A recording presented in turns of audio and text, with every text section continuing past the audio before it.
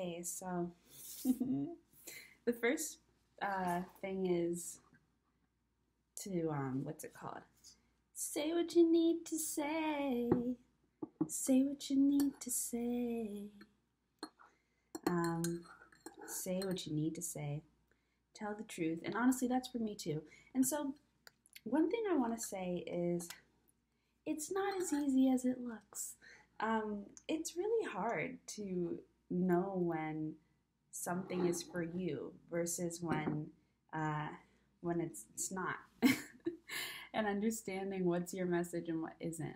And I think that for me, I'm trying to find the balance in knowing what's for me and what's not by being in touch with how I feel and being in touch with if anything comes to mind immediately versus if I just kind of uh, begin racking my mind to see where this applies. Um, and so that's like a thing. And it's not exactly connected to anything that I wanted to say, but I guess I just wanted to say that because sometimes it's hard with spirituality, and especially because we're humans, so we have all of these other elements like our logic and like the way that we were raised and all of these beliefs and things like that that you either like or you don't about life or whatever, but that you have to work through and get over before you can really trust your intuition. I will say that reading is a really great way to build trust with yourself and with spirit and all of the spiritual energies that you like to engage with, and with your intuition, because there's really no way of knowing whether something is going to apply or resonate with someone until they tell you. And one thing that I really enjoy about reading is doing it at a distance. I really like giving somebody a message, like pre-recording the message and then just sending it to them, versus doing in-person readings or live recording readings. Like I used to do readings on Zoom last year. That's how I was doing a lot of readings. And then sometimes I would do a pre recorded message, but sometimes it would be live. And I remember the very first reading I ever did for someone who wasn't family, or who wasn't connected to family. Because the first person who I did a reading for that wasn't family was kind of seeing my sister. So it was still a little connected, but even that was kind of nerve wracking.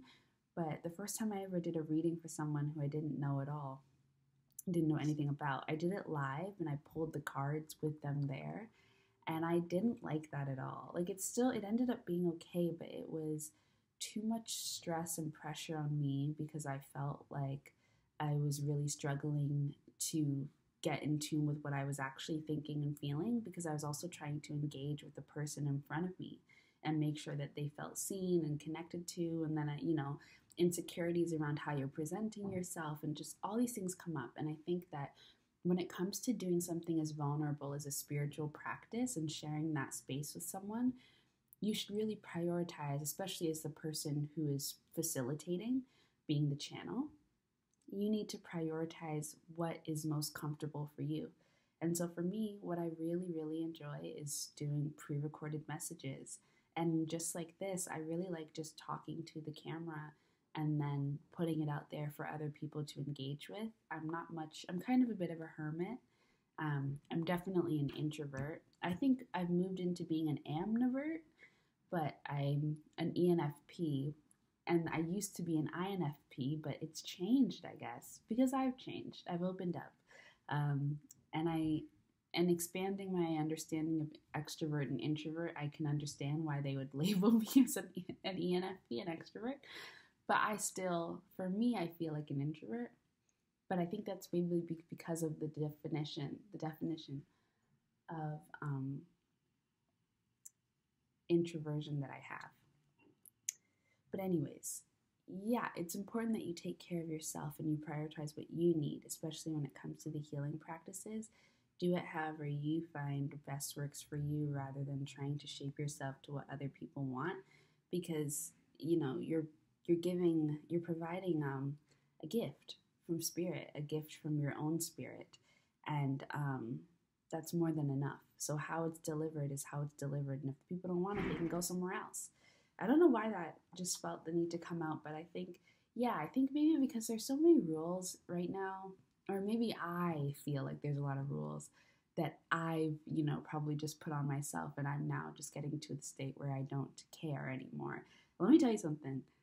I've really progressed in my like lack of attachment. I'm not joking. I've when I go back home, I'm gonna finally take a bunch of my stuff to Value Village. But I've been like taking them out. I just haven't gone because it's a lot of stuff and it's all the excuses in the world. Anyways, my relationship to attachment has really improved, and I've gotten a lot better at not being so attached. And that leads into spirituality and spiritual practices, especially if you want to do something in the mystical arts, because it's such a vulnerable space and because you are like part of what you're offering is yourself. Like when I'm doing a reading, I'm offering myself as a channel. I'm offering my own space, my own energy, my own vulnerability to communicate a message and to tap in with someone else and talk to them and talk to their spirit, talk to their ancestors, talk to their guides. And it's not like I'm, up in the cosmos, chatting one on one. I mean, maybe I'd like to imagine that's what my spirit is doing, but I'm just right here on earth, right with you, just chatting and just trusting that the words that are coming to me is what's is being delivered to me. It's that I'm a channel, and that's processing and coming up through me. And just trusting that that's real and that that's actually happening, and that I myself embody that energy. And that can be scary, but it's a really positive way to help you grow in your self-worth and feel empowered. And so I really do recommend that everybody kind of get themselves a little deck or whatever tool you like to use for divination, but get yourself something that you can practice reading in, maybe not even for yourself but for other people, because as human beings and as earth beings, we're very social and communication based creatures. I'm sorry, it's just because I'm like, why would that all of a sudden be going crazy? Go crazy. Stop. Sorry. No. My computer is on the edge. Anyways, no, it's not. It's perfectly fine. It's safe, and it's not going to break down. It's going to last years. But yeah, I really recommend it. And reading for other people, because we're social creatures and we're community-based creatures. And every single person has the ability and is a natural healer and channel. We channel all the time. I was telling these friends that I made at this place that I was at, that I learned how to channel through freestyling and through rambling. And I've never, and this is not a flex, but maybe it is, but it's not. I haven't read like spiritual books, or I've like read The Alchemist when I was in high school, and I've read a little bit of Eckhart Tolle, his book, not The Power of Now, but the other one. I've read a little bit of that, but I don't have a lot of spiritual teachers beyond Bahati Life, Jessica Alexandra, and I really love The Quietest Revolution. But like readers are kind of like the teachers. Oh, and Rosology, obviously. There's so many. But I don't watch a lot of people to learn things about spirituality. And for me, that might be an ego thing, but I don't really consider it unhealthy, because I think it's important that you get into spirituality in your own path. And everything is spiritual, so it's just about awakening that part of you that allows your consciousness to expand. That card in this deck is it's always in my mind now. It's ADT, and it's expand your consciousness. But Yeah, I think that it's really empowering when you get to learn about certain concepts just through pulling from source. And channeling is so much fun, and it just really makes everything a lot more fluid and everything a lot more magical. And then you learn how to and then it's like everything is a channel.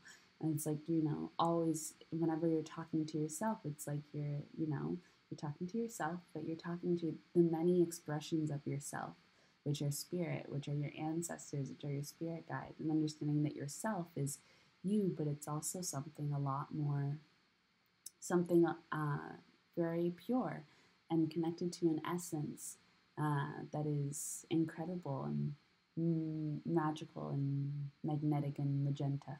Um, so, anyways, I guess I was coming on here because I had been wanting to film a message about Lemuria and Black people in communication, but I think I'll start with communication and just opening up to allowing ourselves to communicate however you want. And one thing that I've found for me, and everything is fluid, so everything can change in the blink of an eye, and that's okay.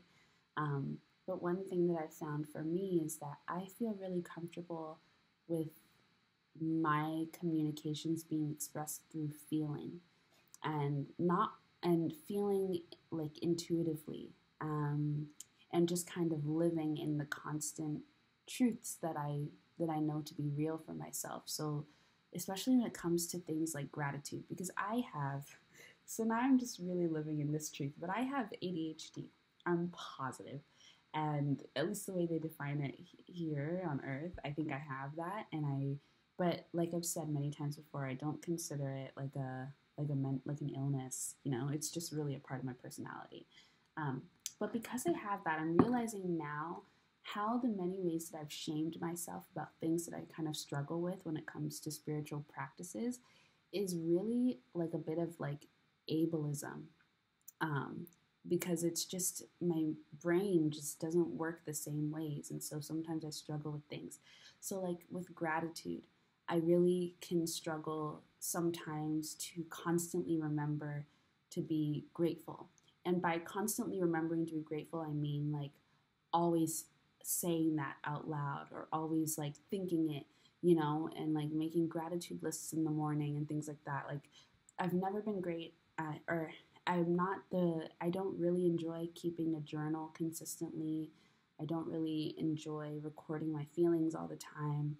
A lot of the work that I do is just in my head, just talking out loud to spirit. I love doing these because I like socializing, but I like socializing the way that I like it. And I do consider this socializing, and I do like to contribute to conversations, but when I want to and when I feel most comfortable. And I'm sure that there's growth required around that too, and moving into spaces beyond, the digital and things like that. And I do want to do that. And I am getting more comfortable with that, but I find that this is a really comfortable medium for me to express myself and to communicate things that I care about. So I'm doing that, and it's really built my confidence with sharing my thoughts and being creative and public speaking and things like that. But yeah, I so when it comes to communication and express and acknowledging that how we all communicate is very fluid and diverse, and that it's okay for things to not look the same for everyone. And it doesn't mean that you're not showing up for yourself, or you're not showing up for spirit, or you're not showing up for your ancestors. And acknowledging that some things take time to work at and to get to a place where you feel comfortable doing certain things, or you learn how to do certain things.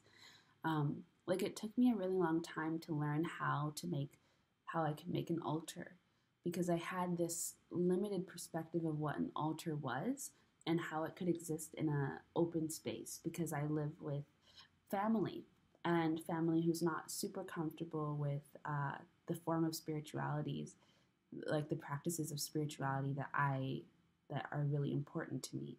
And so while I wanted to have an altar, it was hard for me to feel comfortable doing that in the space that I share, because I didn't want it to make anyone uncomfortable, and I didn't want to be punished, because that's a that's kind of a bit of a possibility. Not punished in like a violent way, but just made to feel weird or bad, or just the energy becoming off because there's this thing around the way that the certain spiritual practices that I'm interested in. That's just because of trauma and things like that. And so it took me a long time to learn how I could make an altar. It was always on my mind, and I would always tell myself, oh, I'll do it when I move to my own place or something like that. And it took me, and so I always had it on my heart. And so I would always make myself feel really bad when it would come up in readings, or I would think about the like honoring your ancestors and making offerings and things like that, and feeling like I couldn't do that because of the space that I was in. And then I would have this, I guess, a lack mindset, and I would wallow. But I think the thing that I want to say, and maybe it's because of, so the type of person I am, I require gentle teaching, and I require a lot of kindness and softness in the beginning, because I can be very scared and I can be very triggered and nervous. And I think it's just some things that I'm working through, maybe around childhood, maybe around past life things, but I just need it to be more gentle, when engaging with me. And especially if you have critiques, I can handle the critiques and I know that they're important, but I'm not ashamed to say that I need it to be gentle. I need it to be soft. I recognize that about myself, and I used to feel ashamed of that, and so try and just tell myself to get over it and to boss up or something. But I just require gentle teaching, or just someone who I think, or just feeling understood, and feeling like there is that people understand the complexity and they understand the nuance.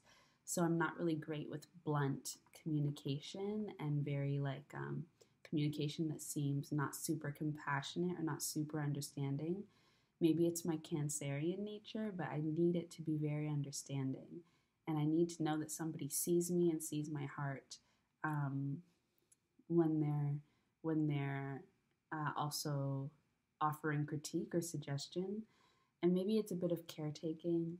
And I try to make sure that I do that for myself, so that I'm not basically putting all these expectations on other people. And ultimately, I don't really expect for someone else to know what I need. So it's either about expressing that or not taking it personally when someone doesn't do what I need, because, everybody's living in their own world.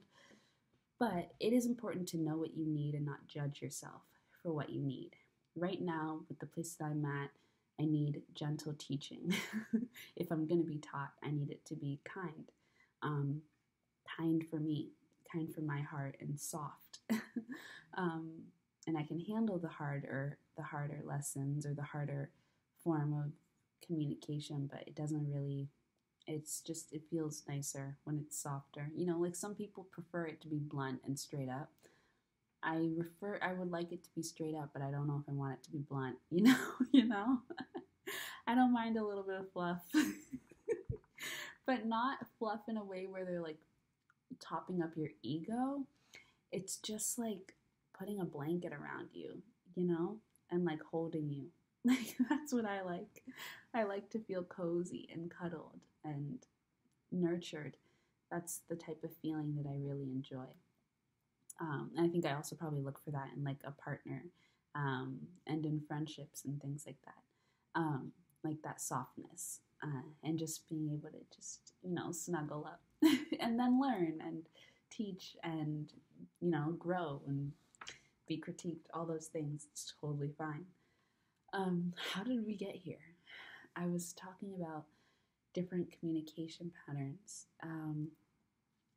So it took me a while to learn how I could create an altar in my space, and do it in a way that felt good for me, and therefore have the energy be good around it. And so I learned one day, I was going on a walk and I saw a little bowl. It was a big glass bowl and it was beautiful. So I picked it up and I took it back home with me. And I had found a stick earlier that day, and I had been growing in my confidence around living in my truth when it comes to spirituality and what my practices are and what's important to me. So I found things that made me feel comfortable having it out in the open, without it feeling like too much and feeling like it was going to violate my own sense of safety and other people's sense of safety and comfort, because it is a shared space. And so a lot of those things came through the elements of nature. And so I made a nature bowl, and that was my altar. And it was really beautiful and awesome. And the people in my home also loved it. And so it was kind of about like giving yourself the chance to expand your consciousness around what something can look like for you, and not thinking it had to be this like huge shrine with, like Florida water and all of these things on it, though it can be, and that's awesome too. And I want one of those in my home one day, but that just wasn't going to work for where I lived. And so this nature altar was what worked for me, but I wouldn't have gotten there if I had tried to force myself to do this limited perspective I had, and not allow myself to undo that slowly, however long it took me, and then work up to having the confidence to do what really did fit and be able to see, the signs and the gifts from the universe that came across my path and put that all together. And that took time. But part of that was accepting that I'm different and that I need space to be different, and to figure out a new way of doing things. And sometimes that would take time for me, and that's okay. And I feel like sometimes when things come up, I assume it's a critique, and I assume that I'm being rushed, or that I'm being told that I'm not doing something enough. But sometimes it's almost just like a small offering or a small reminder that this is something you're capable of doing, and that there are many ways to do this.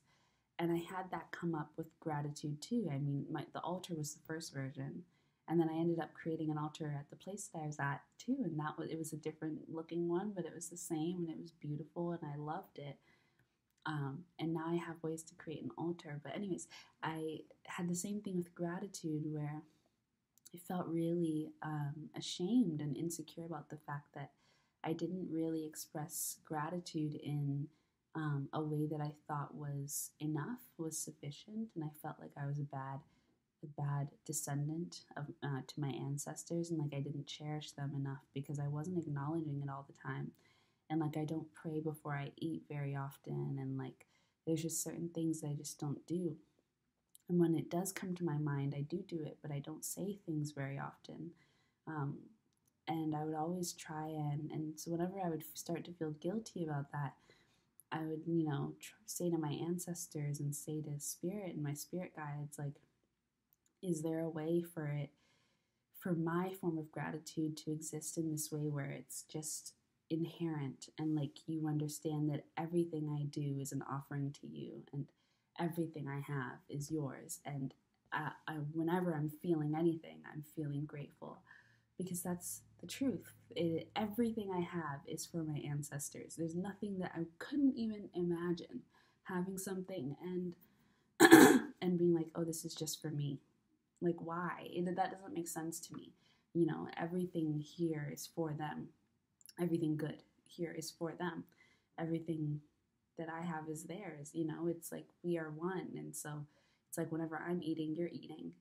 That's the way I see it. And I used to feel like I had to voice it out every time, or create something separate for them, or that wasn't enough. But then that made me think about, what systems of thinking and kind of I feel like it's a limited mindset that I had. I'm not saying anyone pushed this on me, that I had, and that was probably because of the way that I grew up in the world, and the things that I thought were the norm and were good, that made me feel like I could only do things this one way, or else it wasn't good enough. Like, it was really hard for me to feel connected to leaving out like a plate of food or something like that for my ancestors. Like, that's just not something that I felt comfortable doing that where I was living,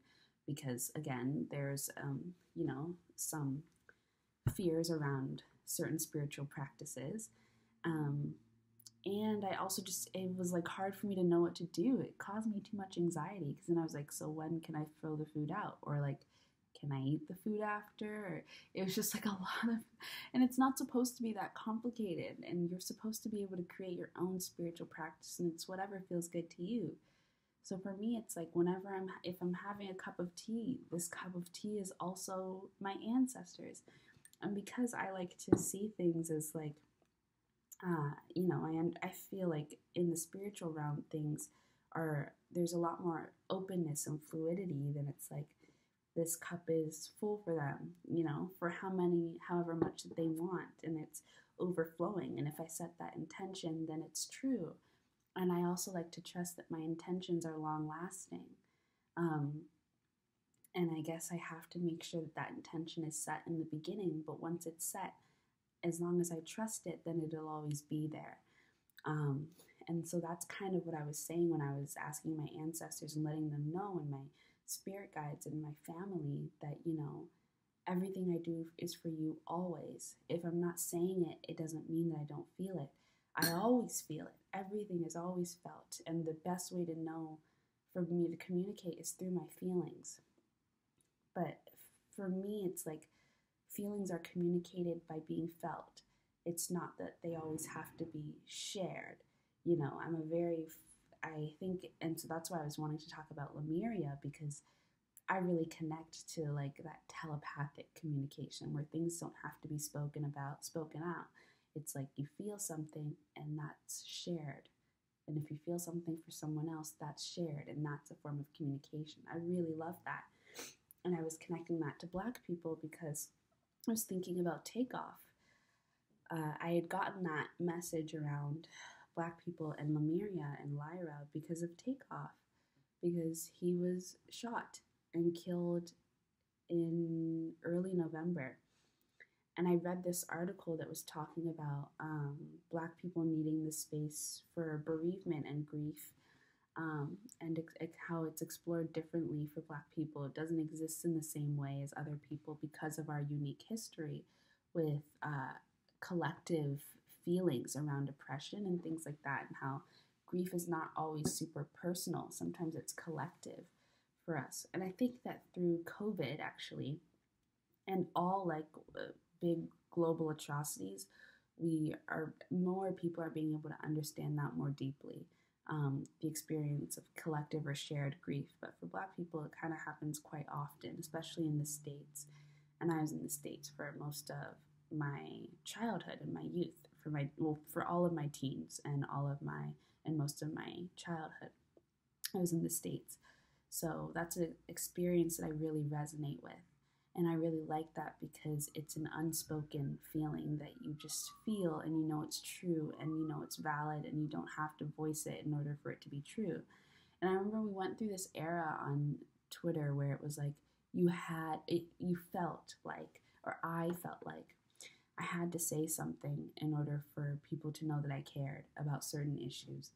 And it was really unfair because it just required you to always be tapping in so groundedly in your suffering, when sometimes it's nicer to not feel suffering in the 3D and allow yourself to understand it through another energetic body, one further away from your physical body. That's why we have many bodies. They're all meant to be used for different times, and different experiences, and sometimes it's all coming out together as one, and sometimes it's in layers to provide distance because we need the room. And I really appreciated when I got to the point where I didn't feel like I had to do that anymore, and I could just know what I felt and just let that be. And I think I ended up passing over that relationship to the rest of my life online, and so I don't really post on Instagram that often, and yeah, and even with YouTube, it's just kind of like I just share it. And like when I do lives, I like to do lives, but I'm not really much of an engager in like the chat, because I feel like the way I connect is just, and sometimes it's a little too much for me to think about all of this and all of this and checking in with that. And it causes anxiety, and I don't feel like that's necessary. And so, but it's just about giving yourself the room to understand that we're allowed to exist differently when it comes to communication and not feeling ashamed of that. And another aspect of that was my personal struggle. I've always called it like my biggest thing that I'm working through, but I want to change my relationship with the way that I look at that, because I've always thought that it was one of my biggest flaws, how I don't communicate consistently. And consistently is even a very fluid word, or it should be, and it's becoming that for me. But what I used to deem as consistent was at least once a week. And, with preferred communication and like communicating over FaceTime or calling or things like that. But I'm really a bit of a hermit, and it's I like in person or texting, and sometimes when I'm really up for it, I love a good FaceTime or a good call, but I really have to be up for it, and not all the time, and especially being in school and especially during my university years, the shame, or when I would leave a place and then leave behind friends, the shame around not communicating super often really got to me and really affected the way that I saw myself as a friend. And I think that, one of the things is that if you don't have a very consistent communication style, then you do have to voice that, because I recognize that people have certain expectations. And so it can hurt somebody when you don't speak to them very often, because so much of our communication is also tied to how you feel about the person, even though that's not true. And they're separate, but and even though feeling isn't really acknowledged as a communication form yet. So, and it's hard because it's really hard to know when somebody is thinking about you unless that's validated and they tell you, because I don't know if the veil is thin enough yet maybe for some people it is, but for me at least, I'm not sure. I've never felt like someone was thinking about me and received that and known that to be true. Sometimes I feel it, or I feel like I send that energy out more than I feel it for myself. And that's probably because I also need to work on feeling receptive to other people's love and telepathic communications and feeling communications, probably by opening up your heart chakra a little bit more. And maybe your throat chakra too, and probably your third eye. So probably all of your upper chakras. And opening those up will probably help us with feeling the love of other people when it's around, and when it's being sent. But sometimes you get those answers in your dreams and things like that. But yeah, not feeling shame around that and recognizing that that you have the right to have a different communication pattern, and that it's just about accepting that people are different and not having expectations, and allowing for people to exist in different forms in your life and being okay with that, and not having an attachment to, the way that, one understanding of how it's proven that someone loves or cares for you. And that's something that I've had to do, and I think that that's something that we all are kind of having to do. And I'm not done with growing around that at all. I'm constantly trying to work on it. But yeah.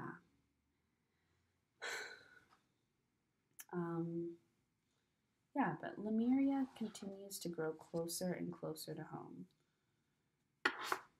And that's really exciting. Watch your words. It's always out. And hell, the end of a cycle. I love these cards so much. So much.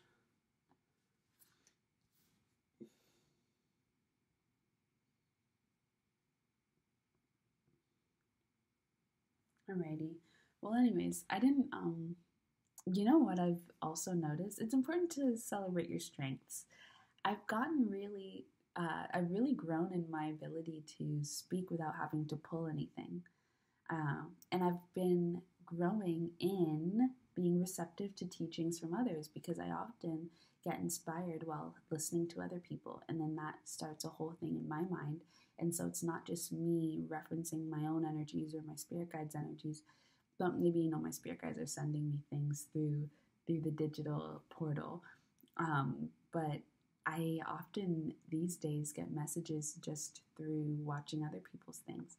And that's really nice because in that way it feels like we're really engaging with each other. And then I wonder if this could be considered a form of like energetic exchange. I think it would be really fun to do. The place that I was at taught us how to decode our dreams, and I think it'd be fun for us to work through one of my dreams together. Um, and then maybe other people could share their own dreams too, if you want. So, yes, but that's all for now. Um, Toodaloos.